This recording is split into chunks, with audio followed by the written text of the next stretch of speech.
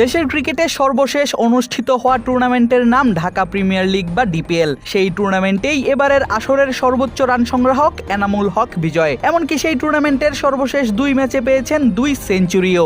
আর এমন পারফরমেন্সের পরেই গাজী গ্রুপ ক্রিকেটার্সের অধিনায়ককে ডাকা হয় জাতীয় দলের স্কোয়াডে।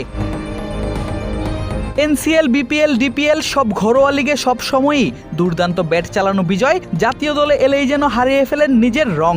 ডিপিএল এর 14 ইনিংসে 4 সেঞ্চুরি আর 4 হাফ সেঞ্চুরিতে 874 রান করার পর বিজয় জাতীয় দল এবং বাংলাদেশ এ দলের হয়ে খেলেছেন 10 ইনিংসে। ঘরোয়া লিগে সেঞ্চুরি, হাফ সেঞ্চুরির বৃষ্টি ঝরিয়ে বিজয় সেই 10 ইনিংসে পাননি কোনো 50-র দেখাও। জিম্বাবুয়ের বিপক্ষে চট্টগ্রাম টেস্টে করেছেন 39, এরপর বাংলাদেশ এ দলের হয়ে নিউজিল্যান্ড এ দলের 3 ওয়ানডে ম্যাচে করেছেন যথাক্রমে 38, 39 এবং 2। জ্বলে উঠতে পারেননি কিউই এ দলের বিপক্ষে লাল বলের 4 দিনের 2টি ম্যাচেও। প্রথম ম্যাচের 2 ইনিংসে বিজয়ের রান যথাক্রমে 24 এবং 16, দ্বিতীয় ম্যাচের 2 ইনিংসের রান 48 এবং 24। এমন পারফরমেন্সের পরেও এই ব্যাটারকে রাখা হয় শ্রীলঙ্কার বিপক্ষে গল টেস্টে। দেয়া হয় ওপেনিংয়ের মতো গুরুত্বপূর্ণ এক দায়িত্ব, আর সেখানেও ব্যর্থ হন বিজয়।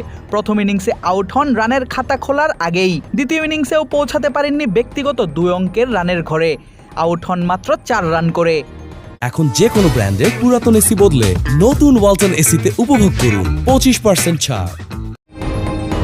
তাই স্বাভাবিকভাবেই প্রশ্ন ওঠে, ঘরোয়া লিগে দুর্দান্ত পারফর্ম করার পর সামাজিক যোগাযোগ মাধ্যমের জনপ্রিয়তা এবং দর্শকদের সন্তুষ্ট করতেই কি বিজয়কে রাখা হয়েছিল লঙ্কা টেস্টের একাদশে? ব্যাপারটি মানতে নারাজ বাংলাদেশের সাবেক অধিনায়ক এবং সাবেক নির্বাচক হাবিবুল বাশার সুমন। বিসিবির নারী বিভাগের প্রধানের মতে, জনপ্রিয়তা দিয়ে কেউ জায়গা পান না জাতীয় দলে, জায়গা পান পারফরমেন্স দেখিয়েই।